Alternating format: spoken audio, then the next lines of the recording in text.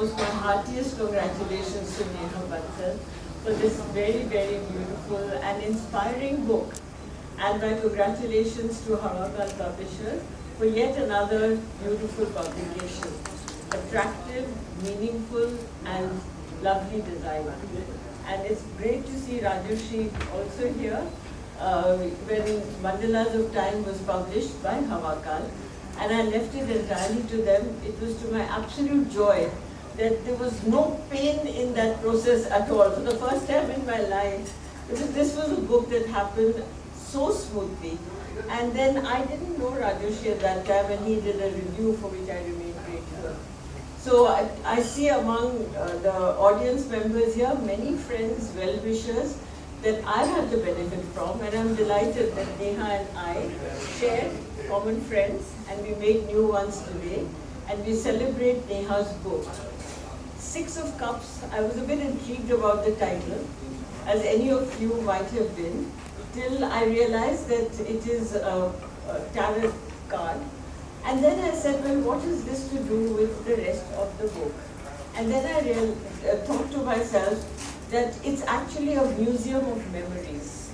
And like other museums where you touch and feel, this is a way of getting into the realities of a bygone era and teasing out the delectable and experiences that we had in the pre-digital era. And to me that nostalgia is important, but at the same time, I think Neha mentions that there are two ways of looking at nostalgia. We have to guard against romanticizing the past, but we also have to guard against erasing the past. And this is a book that treads that ground. The middle part that it takes is very, very valuable. So what has actually changed between the time that Neha has written about and the time that she and all of us are living in?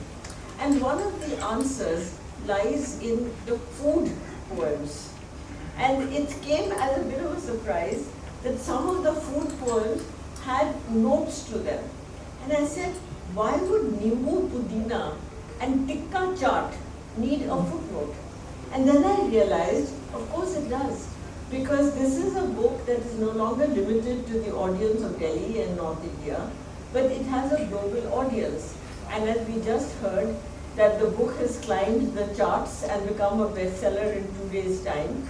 Because in that global audience, people may not know Nimbu Pudina or Tikka Chaat.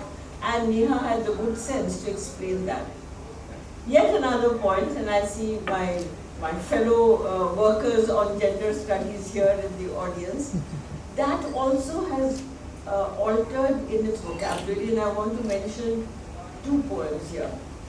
One is a poem about dolls. Now when we were growing up, dolls were lovely possessions to have. But young parents today will not give dolls to their girl children because it is a gender stereotyping. Another poem. This is the Ram Leela of childhood. Many of us here, the older ones perhaps, will remember going to the local Ram Leela and seeing a young teenage boy playing Sita. And quite often he'd get off the stage and be very boyish at that point, whereas on stage he was this demure, beautiful creature who was depicting the role of Sita. We no longer see that kind of enactment anymore because women are far more visible. Some of us will also remember the time when the Ramayana used to play on TV, and the TV was not just an object of furniture, it was almost like a temple. People would bathe, people would do an aarti before the TV, and things of that kind. So when I went into this poem, it did two things for me.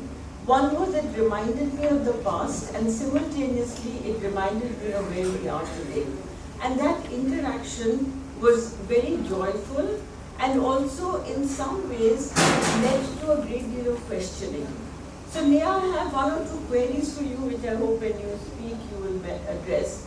Your grandfather, whom you call Baba, is a very important figure in many of the poems. And these are loving tributes to an indulgent older person who is a teacher and a mentor. Very, very important role.